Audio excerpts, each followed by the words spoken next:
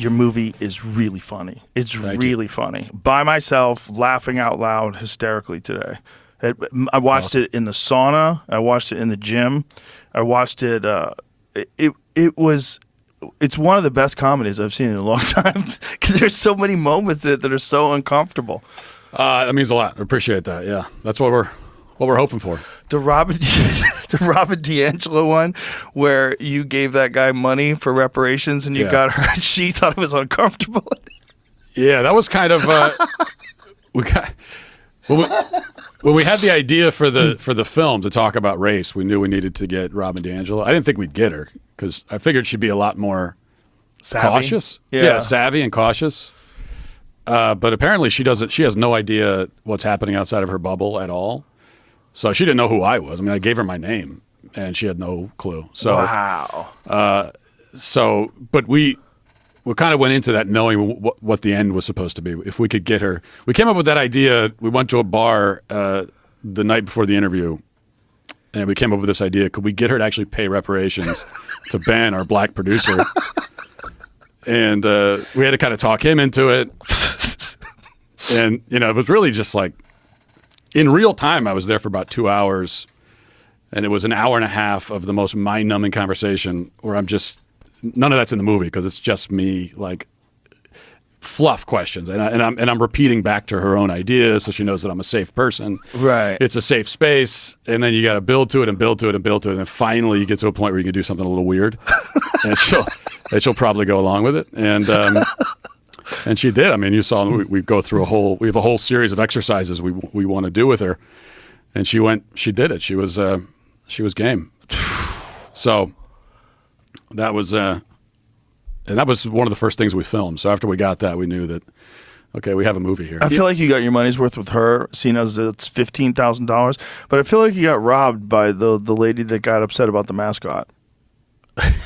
50 grand. You barely got anything out of her. Yeah, that was part of the point of the movie is that's why we put the price tags on the screen.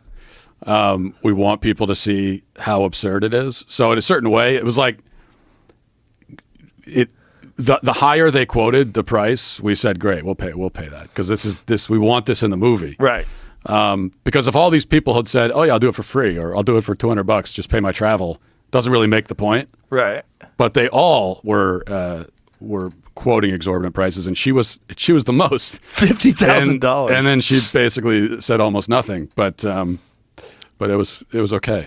No one ever found out who the identity of the mascot is. No, I don't think so. It would have been hilarious if it was a person of color. Well, it almost certainly was. It almost certainly was because if it was a white guy, they would have thrown him under the bus.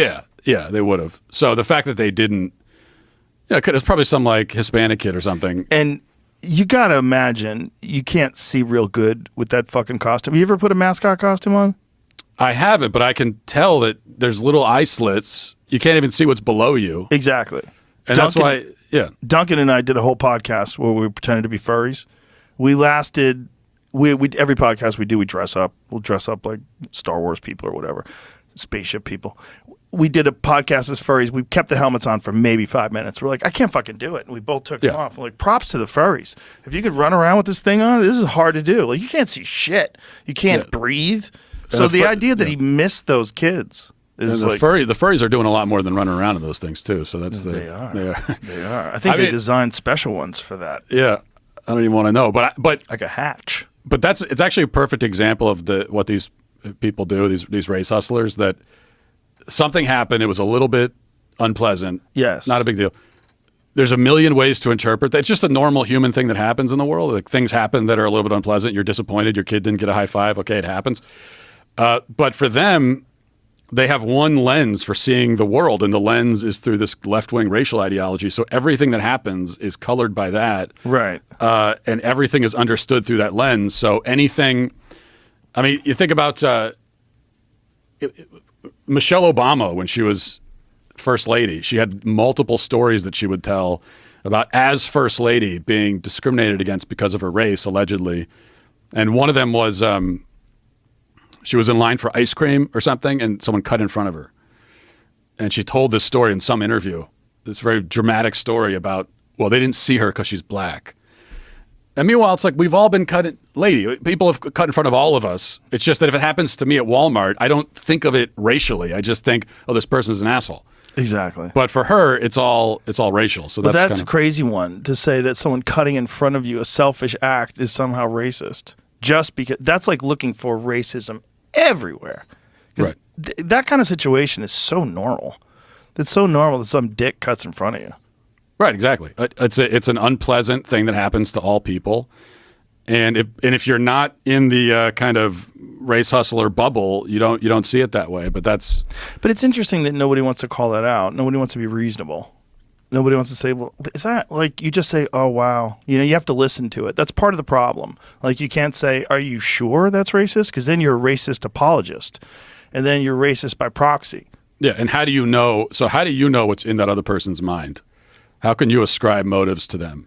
It drives me nuts that this is what we do now, where if someone does something or says something, someone else is offended by it, that person who's offended gets to decide what the intent was behind the other person's action, to the extent that if the other person says, no, this was my intention, I'll tell you what it was, they don't get to have a say in the intentions behind their own actions. They are suddenly not authorities in their own behavior. Exactly. This other person who was the offended party gets to inform you what you meant by that thing, which is really what the movie's called "Am I Racist?"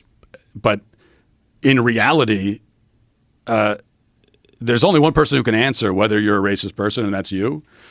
And if you don't think that you're racist, then you aren't, because racism is a thought process, and if it's not in your head, then you're not racist. You might have stereotypical views about people of other races. Everybody does to some extent. You might think things that are even insulting about people of other races, but it's not racist, because racist means you hate people of other races or you think they're inferior to you. Right.